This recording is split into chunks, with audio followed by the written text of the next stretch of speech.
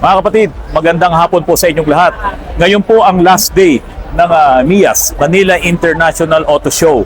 At inikot ko po itong MIAS na to. Ang dami pong mga sasakyan dito. Sobrang gaganda po talaga nitong mga electric vehicles na to. At ito namang nasa likod ko, ito ay mga Changan na vehicles, pero ito ay mga combustion engine. Ang hanap ko ay yung katulad ni Moretti. Gusto ko yung maliit lang. Gusto kong mag-feature pa ng electric vehicle na sinlaki lang ni Moretti kasi nga ang hanap natin ay makatipid tayo. Sa panahon ngayon na sobrang taas ng presyo ng gasolina at ng diesel, kung bibili ako ng halagang tig 2 million, 3 million ng mga sasakyan na yon, parang hindi naman talaga ako nagtitipid. Parang sobrang yaman ko para bilhin yun. Parang gano'n na po, diba? sir. Pero sa akin, value tayo for money. So value for money, hanapin ko yung pinaka maliit ngayon na EV. Although, sa lahat ng EV na nandito po, dito sa MIA, si Lumin po, at si Chevrolet pinakamalang dimension, mas malapad. Ano ang range nito? Sa Lumin SL po natin, meron po siya 301 range on full charge. And kaya nyo mag-provide ng 301 kilometer on full charge.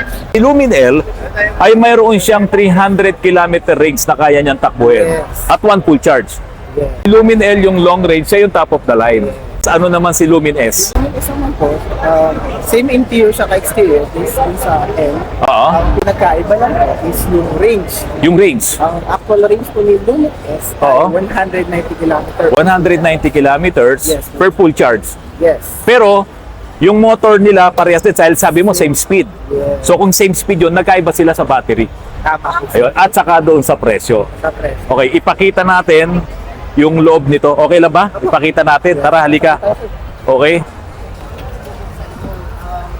Mga kapatid, ito yung interior ni Lumin L na kayang tumakbo ng 300 kilometers. May idea ka ba kung ilang kilowatt hour yung battery nito? Mapatapusan ng 28. 28 kilowatt. Parehas din ni Moretti in Conserva. Tapos, ang motor power niya is 49 horsepower. ito, pakita natin. Same nung mga EV ng Moretti na pinapakita ko po sa inyo. Siyempre, ito ay naka-airbag din. Yes. Tapos, Ito, airbag. okay, maganda rin yung kanyang dashboard. Okay, same din yung controls. Yes. Ah. Fixed gear na po tayo. Okay, fixed gear, single gear lang to, di ba? Yes. Okay. And then, mayroon siyang infotainment. Ito yung pinaka-infotainment niya at ito yung kanyang Instrument panel. instrument panel. So dito, 64% yung charge ng battery. And Tapos, yung kilometer range, Kaya pang tumakbo ng 120 kilometers. Okay. So, maganda rin yung interior nito. Si Lumin L, magkano, Sir Benji? sa net selling price natin kay Lumin po is sa Lumin S is Lumin- 599. Si Lumin L muna, magkano? Kasi Lumin L5, nasa price point ka na 799 sa SRP. Okay. 799. Wow! Si Lumin L, ang presyo niya ay 799 SRP, bibigyan ka pa ng cash discount yon. Yeah. So sa cash discount, babawasan pa nila ng 80,000 pesos. Eh paano kung halimbawa loan? Hindi mabibigay yung 80,000? Makukuha. Mabibigay din. Yeah. So may auto loan package din kayo. Yes. Okay. Kapag iba bank PO po nila or company PO. Ayun. Kuha po nila yung cash So, discount. si Lumin L pala ay 719,000 na lang Yes po. ang Matutal. suma total. Si Lumin S naman, 699 sa SRP. 699, less discount na 100,000 pesos, magiging 599 na lang. Ba? Yes. Pasok na pasok sa budget. Itong Changan na Lumin. Okay. Si Changan ba, gano'ng karami ang kanilang dealership dito sa Metro Manila na lang muna? Actually, dito sa Metro Manila, marami na tayo dito sa Pasig, Platel, Okay. Erod, Marami talaga. Mas around siguro mga almost 10 dealership within Metro Manila. So, Sir Benji, okay naman na humanga din ako dito sa interior, pati dito sa anything no na nakikita ko ngayon dito sa loob ni Lumin L. Kaya lang syempre, para talagang mabigyan natin to ng magandang review, kailangan ma-drive yan ni Autorats. Yes. Very affordable, gusto nating makatipid, napakamahal ng gasolina at ng diesel. So sa mga ganitong klase ng mga electric vehicle na ginagamit nating pang city, at ang maganda dito, pwede din po natin gamitin to sa long range. Paranaque to Baguio, pwede rin. Pwede? Oo. Paano mo gagawin yung Paranaque to Baguio? Sa ganito sir, may naging kliyente ako. Okay. PFO, Paranaque. Tumakbo siya papuntang Baguio. Ang gantong route ang ginawa niya from PFOs. Daan siya, direkta siya dun sa TPLEX. Doon siya tumigil para Mag-charge. at kumain muna. So, Bakit kailangan kumain muna? makapag-charge siya na Oo. paakyat naman siya Papuntang- SM Baguio. Paranaque to Baguio kasi ang total range kasi ng distance is 364 plus. Siguro makakinain yung mga 190. Okay. Mag-charge lang siya ng konti. So kailangan mo mag-charge doon sa TPLEX. Yes, So meron bang charging station sa TPLEX? meron sir. Anong gasoline station yon? Hindi ko alam pero dun siya nag-charge. Doon siya nag-charge. So itong charging port natin, ano ba to? Level 1 or level 2? Type So yung mabilis na ano mo na paghinto doon sa TPLEX, doon sa charging station, 2. AC charging lang. so ilan yung na-charge mo na kilometro? Ilan yung naikarga mo na So, kilometro? siguro mga dumagdag po din mga 50 kilometers. 50 kilometer. Doon sa 1 hour na charging mo Yes. sa doon sa type 2. Sa type 2. Oo. CS2 type 2 na charger. So ito ba ay pwede doon sa type 1 saka sa type 2 na charger? So, kasi ano lang siya, AC charging pero wala po siyang DC charging. Yes, so hindi, ang DC charging kasi is type 3. Level 3 kasi si DC charging. So yung basic na charger nito pag binili mo, level 1 yon. Yan. Actually, level 1 yung Yung nandyan, yung basic. yeah. Tapos, yung pinagpakargahan mo kasi doon sa TPLEX, yun yung level 2. Kaya medyo mabilis siya. Kasi kung ito, matagal to. Overnight ang charging nito. So, more or less mga 40% lumawas sa oras. Okay. Kapag type 2. So, sabihin na natin 60 hours. So, 0 to 1. Pwede mo siyang i-fold kapag may magsa-shopping ka. Pwede mong ibaba. Okay. Tapos pag isara natin, maganda Ito mga kapatid.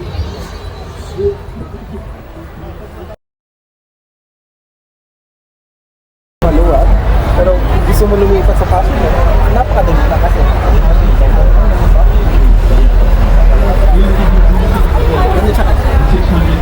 Pwede natin makita yung engine bay. Brake fluid na lang. Saka yung washer na lang. Halos parehas na parehas din po nung design. Nung ibinablog natin na si Moretti, siyempre galing naman ng China pareho.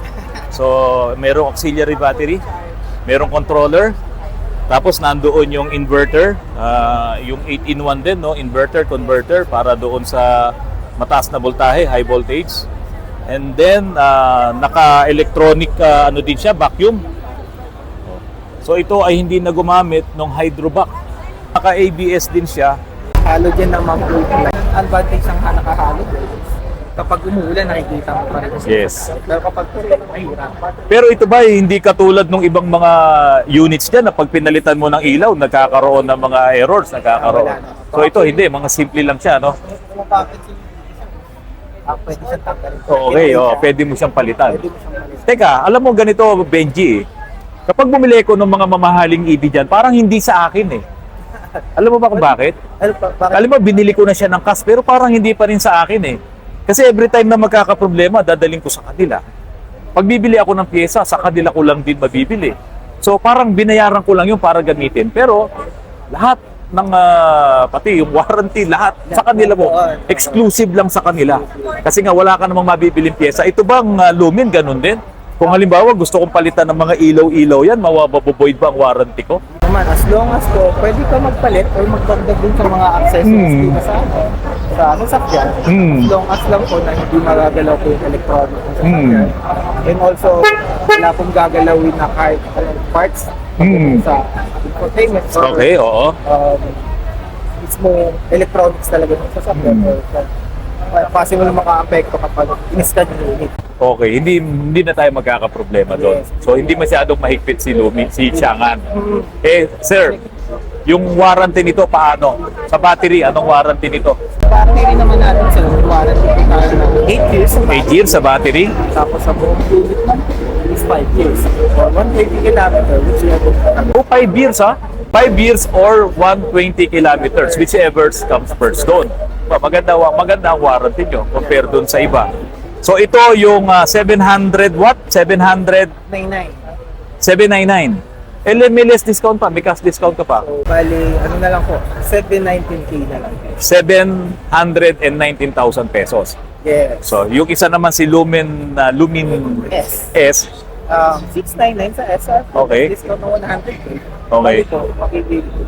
599 pesos na lang po siya.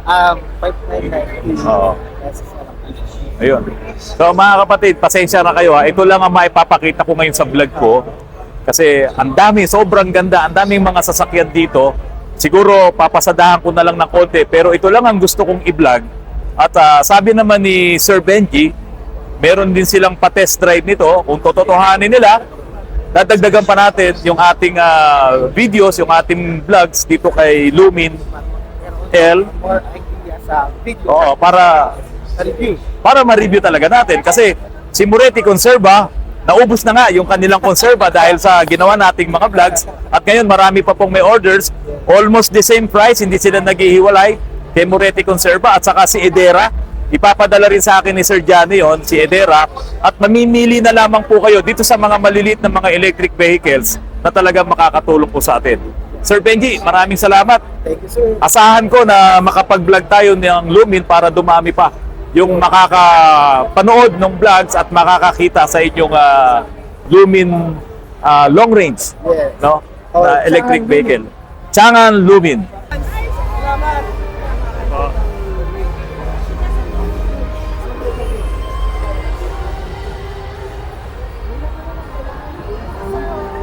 Welcome po, Autorans po. Lagi po kami nanonood. Papalabas ko po ito mamaya. Hi, baby. Hi.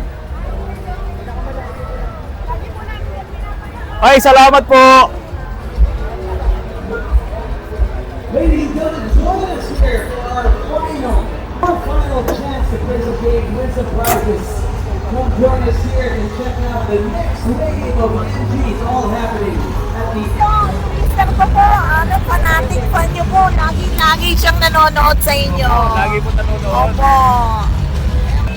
Madalas po ba kayo nanonood ng Autorans? Yes, kami ng asawa ko. Mga kapatid, bye-bye. Maraming salamat po.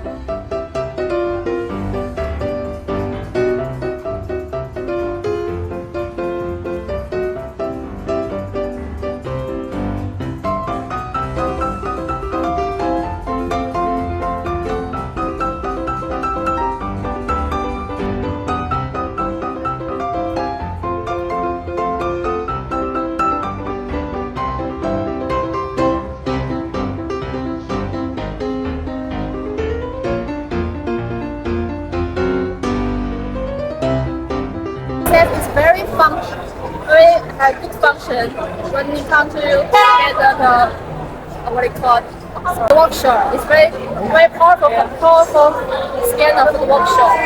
If you want to find more, maybe you can turn to this Autorans? other ones. And thank you.